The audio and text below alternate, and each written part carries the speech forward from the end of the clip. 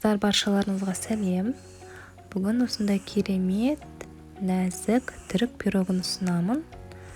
Ол үшін бізге қажетті ингредиенттерді мен астына жазып кеттім.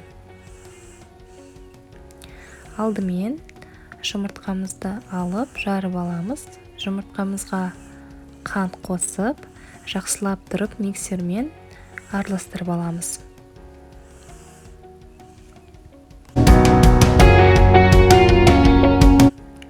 Кейін осы массамызға сұйық майымызды және де сүтімізді қосып, жақсылап тұрып араластырып аламыз.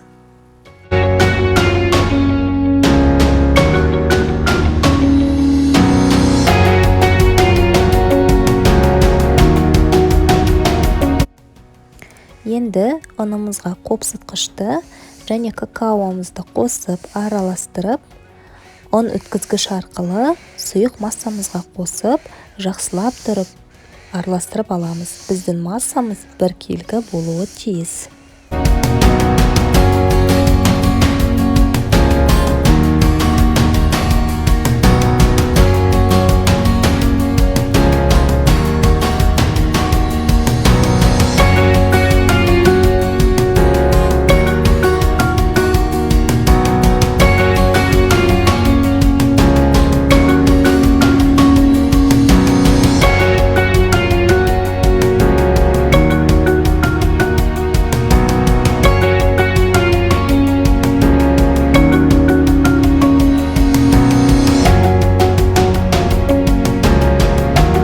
Дайын массамызды формамызға құйып, 180 градуста 30 минут пісіріп аламыз.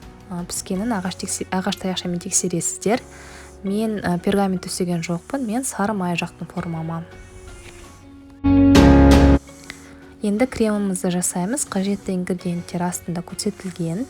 Алдыменен ыдысқа сүтімізді құямыз. Сүтімізге қантымызды қосамыз, ұнымызды қосамыз.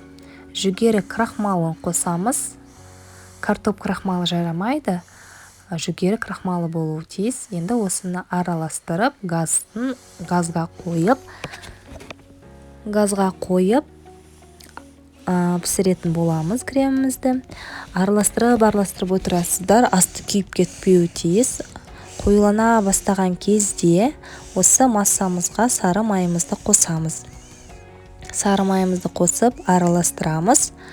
Біздің массамыз қаймақтан сәл сұйықтау болуы тиіс. Қатты қою болмау керек, себебі суыған кезде ол өзі қоюлана бастайды.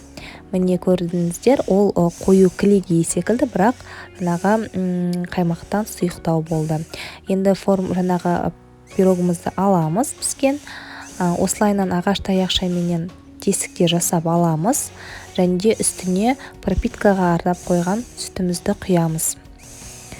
Сүтімізді құямыздағы осы пирогымыздың суығанын күтеміз. Міне кремімізді дайын, креміміздің де суығанын күтеміз. Жаңағы креміміз де пирогымызды суығаннан кейін осы пирогтың үстіне кремімізді жағамыз. Кремімізді жағамыз және де какао себуге болады үстіне, бірақ ол қалауларыңыз бойынша какаоны сеппесеңіздер де болады. Мен какао септім және де какаомыз себілгеннен кейін тоңазытқышқа ең кемі 3 сағатқа қойып қоямыз. 3 сағаттың ішінде ол суы формасын өте жақсы ұстайтын болады. Соныменен жаңағы түрік десертіміз немесе пирогымыз дайын. Осындай жұмсақ, нәзік, дәмді болып шығады. Тіпті турамай қасықтап жіберсеңіздер де болады. Өте күшті болып шығады. Жасап көріңіздер. Балмұздақ секілді нәзік, өте күшті болып шығады. Ас болсын.